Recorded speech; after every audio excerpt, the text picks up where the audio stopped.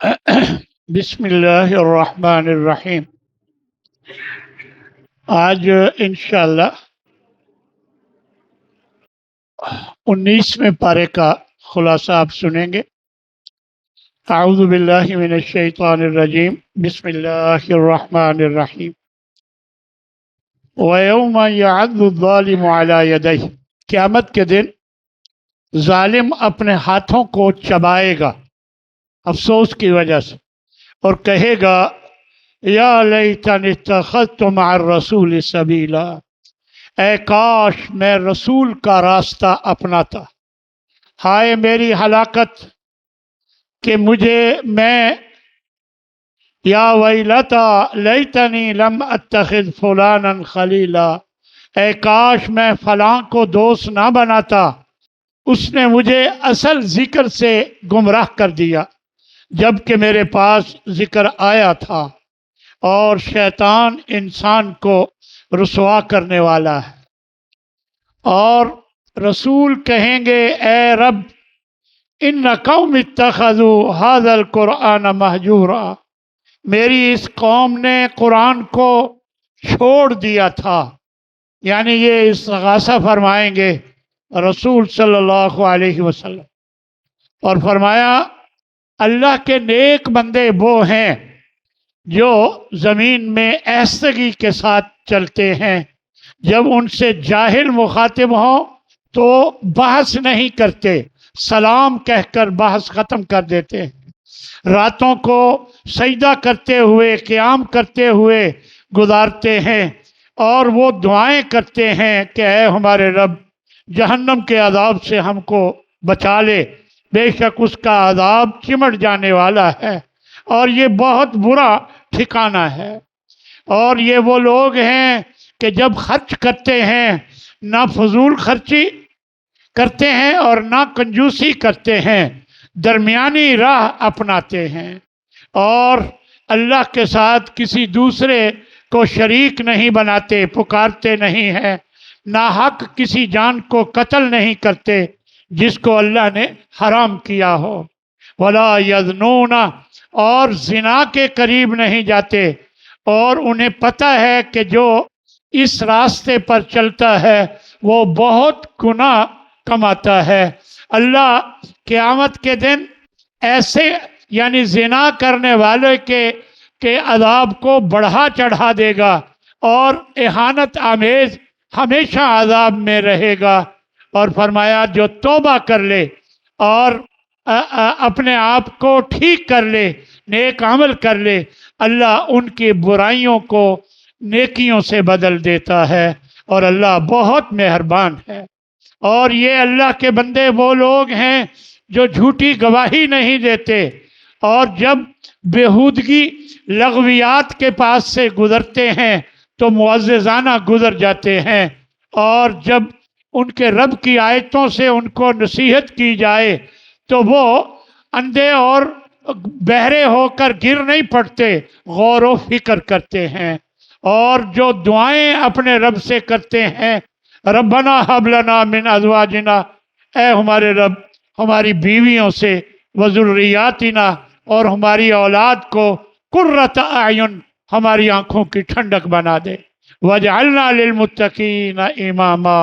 اور ہمیں متقین کا امام بنا دے۔ اس کے بعد سورہ شعراء ہے، اس میں اللہ تبارک و تعالیٰ نے مختلف انبیاء کا ذکر فرمایا، حضرت موسیٰ کا ذکر کیا، فرعون کے ساتھ پوری تفصیل پہلے کئی دفعہ گزر چکی، پھر اس کے بعد ان کی قوم کی تباہی کا ذکر کیا، اور اس کے بعد حضرت ابراہیم علیہ السلام کا ذکر کیا کہ ان کے جو والد اور قوم کے لوگ بتوں کی پوجا کرتے تھے، پھر اللہ تبارک و تعالیٰ نے حضرت نوح علیہ السلام کی۔ اللہ کا یہ طریقہ ہے کہ قرآن مجید میں بہت دفعہ بار بار پرانی قوموں کا ذکر فرماتا ہے، اور نبیوں کی بات بتاتا ہے کہ انہوں نے اللہ کا پیغام پہنچایا، انہوں نے نہیں مانا، ہم نے ان کو تباہ کر دیا، اب اللہ ہمیں اس لیے سناتا ہے کہ تم بھی اگر نبی کی نہیں مانو گے تو تباہی کے کنارے پہ چلے جاؤ گے۔ یہ بار بار مختلف انبیاء کا ذکر فرمایا، حضرت ہود کا ذکر کیا اور ان کی قوم کے بارے میں فرمایا وَكَذَّبُوهُ، انہوں نے جھٹلایا، فَأَهْلَكْنَاهُمْ، ہم نے ان کو ہلاک کر دیا۔ پھر حضرت صالح کا ذکر کیا اور لوط کا ذکر کیا علیہم السلام، حضرت شعیب علیہم السلام کا ذکر فرمایا، اور پھر سورہ نمل میں اللہ تبارک و تعالی نے حضرت داؤد اور حضرت سلیمان، یہ دونوں باپ بیٹے ہیں، اور اللہ نے ان کو جہاں نبوت دی تھی وہاں اپنے علاقے کے بادشاہ بھی تھے۔ تو یہ ذرا تھوڑا سا ان کا منفرد معاملہ ہے، تو یہ میں آپ کے سامنے رکھتا ہوں۔ فرمایا حضرت سلیمان علیہ السلام کے لشکر کو اکٹھا کیا گیا، جنوں میں سے بھی، انسانوں میں سے بھی، پرندوں میں سے بھی، اور ہر ایک کی درجہ بندی کی گئی الگ الگ۔ اور جب یہ لشکر چلنے لگا اور ایک چیونٹیوں کی وادی سے گزرنے لگا تو چیونٹیوں کی جو سردار تھی اپنی چیونٹیوں سے کہنے لگی کہ اے چیونٹیوں، فوراً اپنی بلوں میں داخل ہو جاؤ، کہیں سلیمان اور اس کا لشکر تمہیں روند نہ ڈالے اور انہیں پتہ بھی نہ چلے۔ یہ الفاظ کلام حضرت سلیمان علیہ السلام نے سن لیے، سمجھ لیے، اور فوراً مسکرائے اس کی اس بات پر اور کہنے لگے رب اوزعنی ان اشکر نعمتک۔ یہ اللہ کے بندوں کا شیوا ہوتا ہے کہ جب کوئی نعمت نظر آتی ہے فٹ اللہ کا شکر ادا کرتے ہیں۔ اے اللہ مجھے توفیق دے کہ میں تیرا شکر ادا کروں تیری اس نعمت کا کہ تو نے مجھے اس چیونٹی کی بات سمجھا بھی دی، سنا بھی دی۔ تو فرمایا کہ میں نیک عمل کروں جیسے تو پسند کرتا ہے، اپنی رحمت میں مجھے داخل کر لے، اپنے نیک بندوں میں سے بنا دے۔ پھر ایک پرندہ جائزہ لیا تو ایک پرندہ ہدہد گم پایا، کہنے لگے کہاں ہے وہ، میں اس کو سزا دوں گا، بغیر اجازت کے کہاں چلا گیا، میں اسے ذبح کر دوں گا، یا پھر کوئی واضح وہ وجہ بتائے۔ تھوڑی ہی دیر گزری کہ وہ آ گیا تو کہنے لگا کہ میں ایک دور علاقے سبا سے آیا ہوں ایک یقینی خبر لے کر کہ وہاں میں نے پایا ہے ایک عورت کی حکومت ہے اور اس کا بہت بڑا تخت ہے، عرش ہے، اور میں نے دیکھا ہے کہ وہ سورج کو سجدہ کرتے ہیں اور اللہ کو چھوڑ دیتے ہیں۔ اور یہ بات جب اس نے کی ہدہد نے تو حضرت سلیمان فرمانے اللہ نے حضرت سلیمان کو جہاں بادشاہ بنایا تھا چرند پرند پر بادشاہی بھی دی تھی اور ان کی بولیاں بھی سکھا دی تھی۔ تو کہنے لگے اچھا ہم دیکھتے ہیں تو سچ کہہ رہا ہے یا جھوٹ بول رہا ہے، یہ میرا خط لے جا اور ان کے پاس جا کر ڈال دے اور دیکھ پھر وہ کیا جواب دیتے ہیں۔ اب یہ خط لے کر اس نے وہاں ڈال دیا۔ اب ملکہ سبا اپنے درباریوں سے کہتی ہے کہ یہ ایک بڑا معزز خط آیا ہے، سلیمان کی طرف سے ہے اور بسم اللہ سے شروع ہو رہا ہے، اور اس میں یہ ہے کہ سرکشی نہ دکھاؤ اور میرے پاس مسلمان ہو کر آ جاؤ۔ اب تم مجھے بتاؤ، میں اپنی طرف سے کوئی فیصلہ نہیں کرتی جب تک تم کوئی مشورہ نہ دو۔